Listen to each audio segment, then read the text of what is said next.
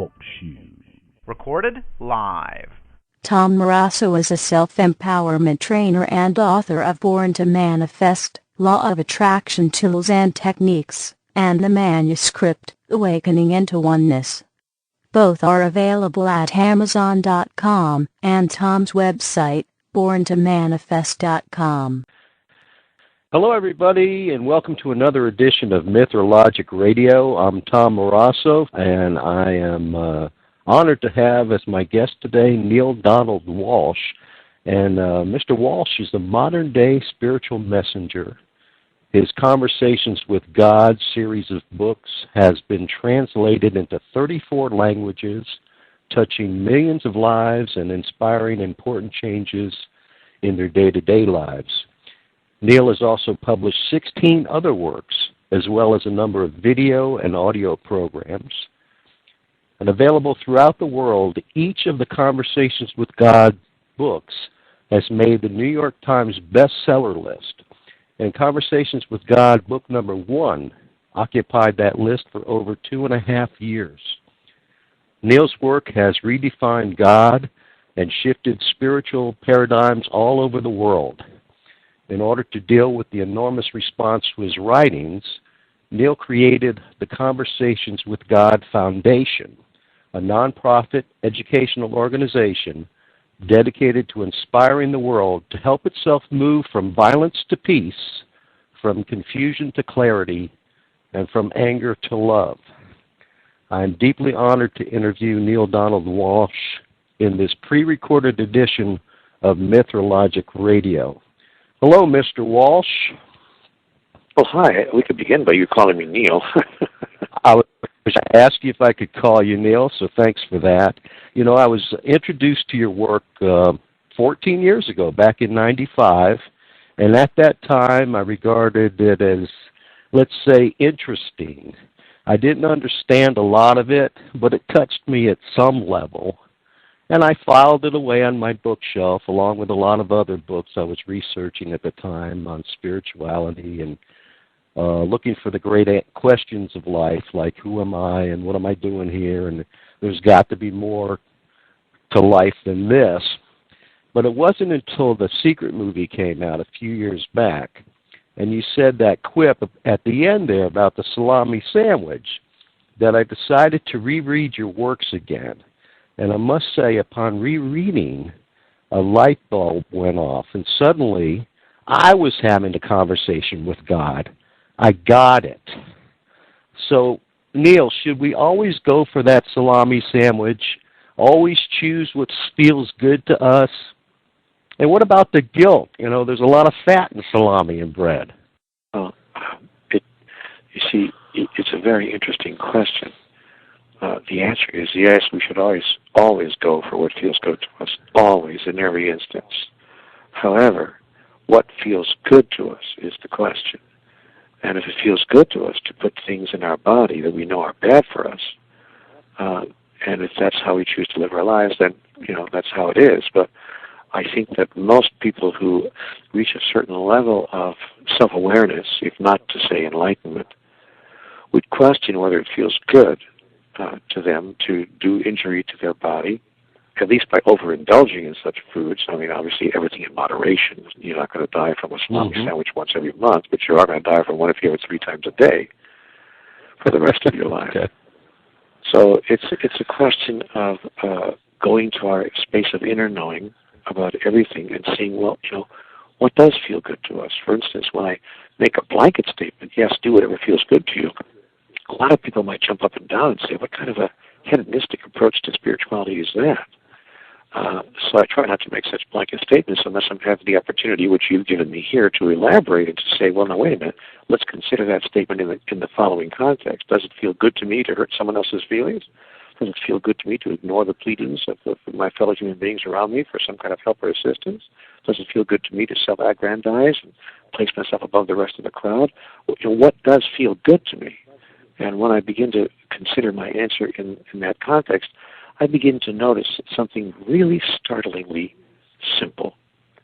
What feels good to a person is an immediate measure of their level of self-awareness.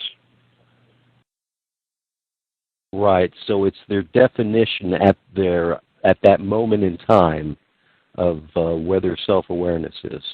Their definition of good. Well, their definition of themselves. Good is a relative term, but self is not a relative term. Self exists, period.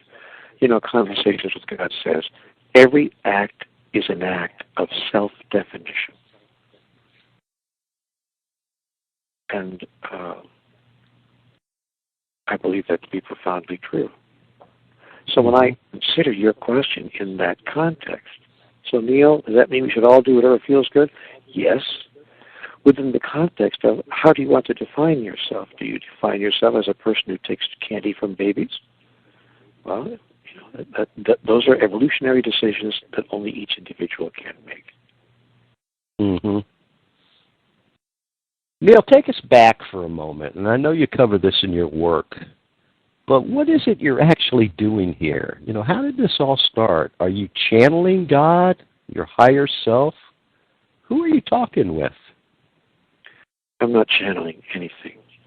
I'm doing nothing more than Thomas Jefferson did when he wrote the Declaration of Independence, reputedly, purportedly in 3 days. I'm doing nothing more than Michelangelo did when he painted the Sistine Chapel. I'm doing nothing more than Mozart did when he wrote his breathtakingly extraordinary music. I'm doing nothing more than anyone has done, than Matthew, Mark, Luke, and John did, for that matter.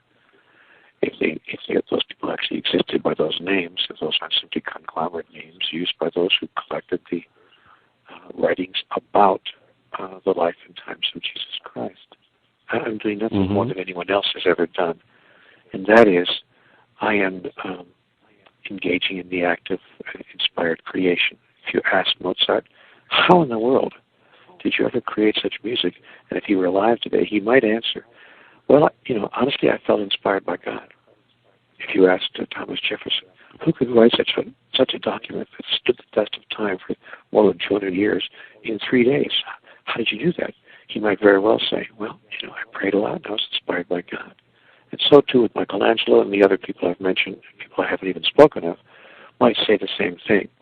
I would say exactly that. I'm not channeling, for heaven's sake. I don't even begin to think of myself as channeling God. But I do think that I was inspired to write what I wrote, to bring through what I brought through, to experience what I experienced, and I've shared that experience with the world at large.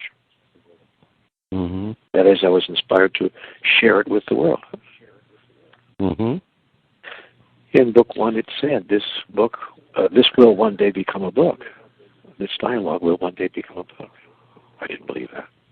But I sent it off to a publisher because I wanted to test God. Mm. The rest, as they say, is publishing history.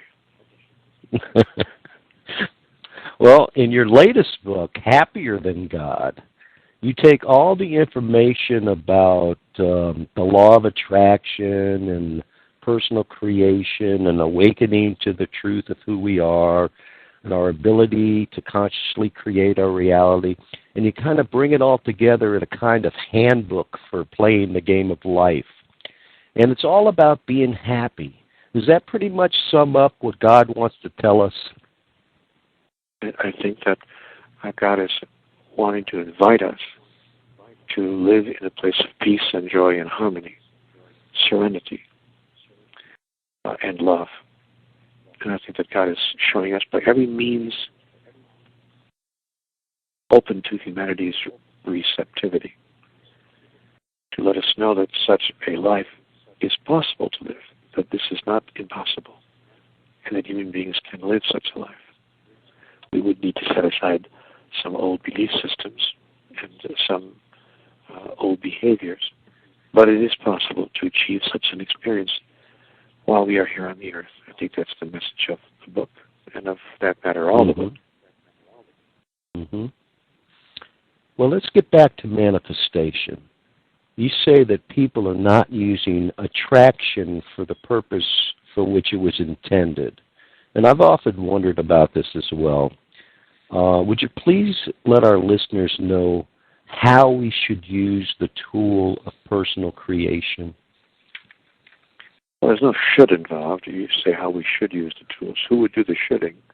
It's a very dangerous question. We start getting into, now a new set of shoulds to replace the old set of shoulds. Let me just back up here and say I find it difficult to answer the question within the context within which you phrased it, because there's no way that we should do anything. Never should on yourself. On the other hand, if you're willing to accept my rephrasing of the question, what are some ways that we might use the law of attraction? I would say that there are several ways to do that. One might be to use it for the way in which I believe it was intended. I believe that the power of personal creation was intended to be used to create extraordinarily wonderful lives, to bring, as I mentioned earlier, peace, joy, and serenity, and happiness, love, into the lives of other people and into our own life as well, in that order. And I think that the difficulty and the challenge with the world is that most people have the order reversed. First, they want to create extraordinary lives for themselves, and then if there's some time and stuff left over, they'll see what they might be able to do for others. This isn't because we are inherently selfish people. Quite to the contrary, I find that most human beings are inherently generous. It is, however, because most human beings do not have a complete understanding of how the power of personal creation works.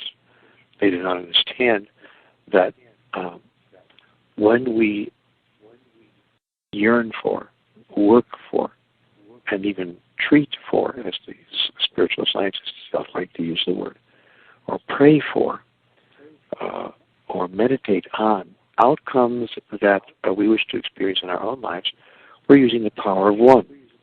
That is, this one person sending a plea to the universe, if you please, or a vision or a manifestation, or an idea, a positive thought, if you please, the law of attraction and all that. One person sending that energy into the universe, hoping to get a response that is person-specific for that one person. It's okay to do that.